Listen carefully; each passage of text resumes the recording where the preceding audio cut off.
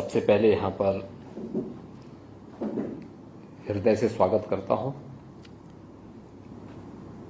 आपके साथ में आई एम लखनऊ से प्रोफेसर सब्यसाची सिन्हा और उनकी पूरी टीम भी यहाँ पर मौजूद है। मैं सबसे पहले महाकुंभ से संबंधित एक छोटा सा जो वीडियो है आपके सामने प्रस्तुत करूँगा, तो आपके कुछ जो लोग वहाँ जा नहीं पाए हैं उन लोगों को इसके बारे में थोड़ा अंदाजा लगेगा। 2025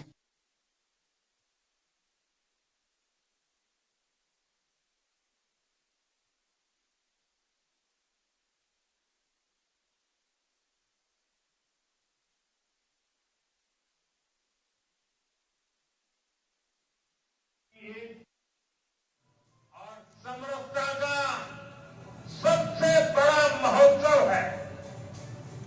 पूरे यूरोप की जितनी जनसंख्या है उससे भी ज्यादा लोग अब तक एकता के इस महाकुंभ में डुबकी लगा चुके हैं, स्नान कर चुके हैं।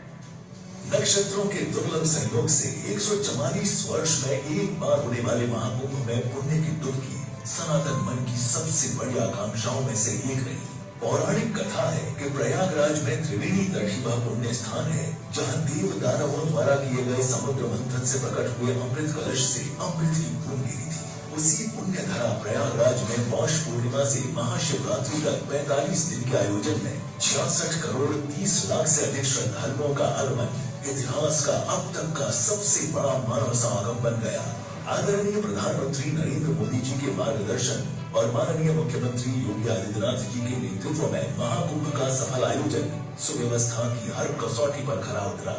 अमृत स्नान के लिए 13 अखाड़ों के सन्यासियों साधु संतों की शोभा यात्रा, परंपरागत नगर प्रवेश, अमृत स्नान, कल्पवासियों से लेकर आम श्रद्धालुओं पर पुष्प वर्षा और संगम तट पर सनातन का जय घोष। दिन और रात को एक जैसा बनाने वाली जगमग व्यवस्था की कहीं कोई तुलना ही नहीं थी। राजनीति के क्षेत्र से लेकर रुपहले पर्दे और खेल जगत की हस्तियों समेत अनेक विशिष्ट अतिथि, 100 से ज्यादा देशों से आए विदेशी नागरिकों एवं राजनयिकों ने महाकुंभ में वसुधैव कुटुंबकम की भावना का अनुभव किया। महाकुंभ के डिजिटल प्रारूप ने युवाओं को आध्यात्मिक आयोजन की ओर आकर्षित किया। AI आधारित कुंभ सहायक चैटबॉट, गूगल नेविगेशन, शौचालयों की साफ सफाई के लिए QR कोड आधारित व्यवस्था, चेंजिंग रूम जैसी सुविधाएं युवाओं को संगम तट तक खींच लाई। ऐसी सुव्यवस्था का निर्माण आसान नहीं था। माननीय मुख्यमंत्री योगी आदित्यनाथ के नेतृत्व में नवंबर 2022 से इसकी तैयारियां शुरू हो गई। 4000 हेक्टेयर के मेला क्षेत्र को 25 सेक्टरों में बांटकर हर जरूरी सुविधा से युक्त एक अस्थायी महानगर स्थापित करने की रूपरेखा तैयार की।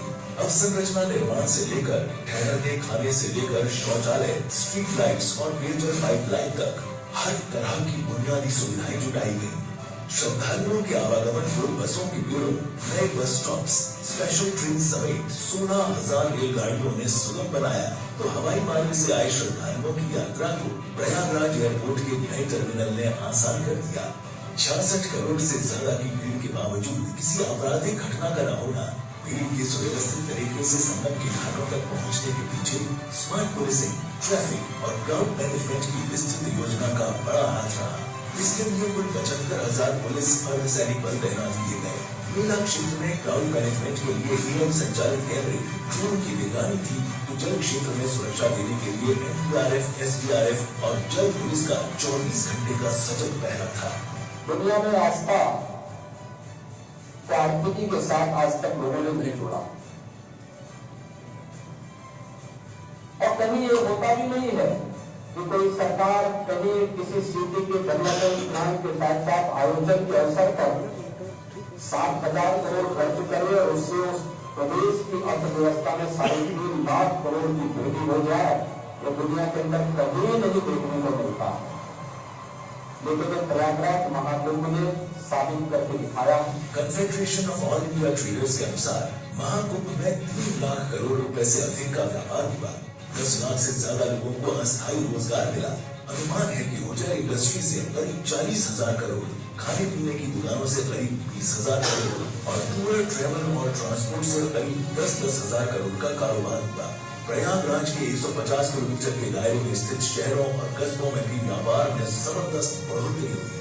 उत्तर प्रदेश में 5 नए आध्यात्मिक पर्यटन पद से आस्था से आर्थिकी को जोड़ने के नए अवसरों का निर्माण हुआ। कोई संदेह नहीं कि सनातन धर्म के महाकुंभ पर्व ने एक भारत श्रेष्ठ भारत के सर्वोच्च रूप में भारतवर्ष में एकता, समरसता और समता के नए सूर्य का उदय करने वाले लोकोत्सव के रूप में इतिहास में अपना स्थान हमेशा के लिए सुरक्षित कर लिया है।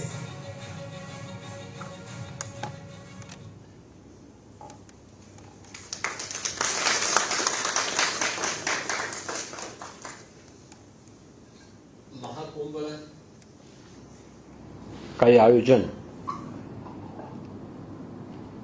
हमारे लिए तो पहला अवसर था, लेकिन इसका एक छोटा रूप 2019 में हम लोगों को करने का अवसर प्राप्त हुआ था, जब प्रयागराज कुंभ के आयोजन को हमारी सरकार ने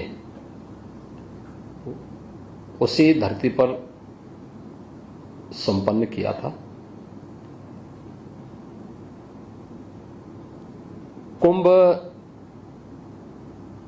सामान्य रूप से यह हजारों वर्षों की भारत की विरासत का हिस्सा रहा है, लेकिन इसके बारे में लोग ये मान चुके थे कि कुंभ का मतलब जहां भगदड़ हो, अव्यवस्था हो, गंदगी हो। आज के समय में लोगों की इस धारणा के विपरीत कुछ नया करके हम दिखाएं, क्योंकि जब हम लीक से हट करके करते हैं तो ही लोगों के लिए वो स्मरणीय बन जाता है। जब हम लकीर का फकीर बनते हैं तो लोग उसको कोई महत्व नहीं देते हैं। हमारी जो सबसे बड़ी समस्या है वो ये है कि हम समस्या के बारे में ज्यादा सोचते हैं, और जब भी हम समस्या के बारे में सोचते हैं तो हमें कोई ना कोई बहाना मिलता है। लेकिन जब हम समाधान की तरफ जाते हैं तो उसके अनेक रास्ते मिलते हैं, और यही समाधान ही इनोवेशन है। प्रयागराज कुंभ 2019 में यही बात हमारे सामने थी। मार्च 2017 में हमारी सरकार बनी थी। जुलाई 17 में मेरी प्रधानमंत्री जी से इसके बारे में चर्चा हुई कि प्रयागराज में कुंभ का आयोजन है। तो उन्होंने मुझसे कहा कि इसको ऐसा बनाएं कि जो लोगों के लिए स्मरणीय बन जाए। दुनिया की एक ऐसी घटना के रूप में क्या इसको प्रस्तुत किया जा सकता है जिसके प्रति पूरी दुनिया आकर्षित हो। यद्यपि यह आयोजन भारत के सनातन धर्म से जुड़ा हुआ एक आयोजन है, लेकिन पूरे भारत को जोड़ने का भी एक माध्यम बन सकता है। हमने अपनी टीम से आकर के हम बैठक शुरू की, बातचीत शुरू की। तब तक हमारी तैयारियां प्रारंभ नहीं हुई थी। प्रधानमंत्री जी की प्रेरणा थी उस दौरान कि क्या इसमें हेड्स ऑफ द मिशंस को जोड़ा जा सकता है, विभिन्न देशों के जो मिशन हैं उनको इस आयोजन के साथ जोड़ा जा सकता है। तो मैंने तत्कालीन विदेश मंत्री श्रीमती सुषमा स्वराज जी से भी चर्चा की, और मेरे मन में एक बात सामने आई थी। मेरे सामने 2013 का कुंभ भी था।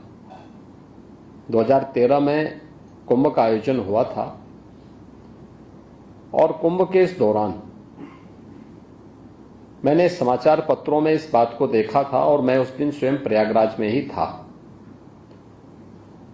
मैं उस समय एक योगी के रूप में अपने शिविर में आप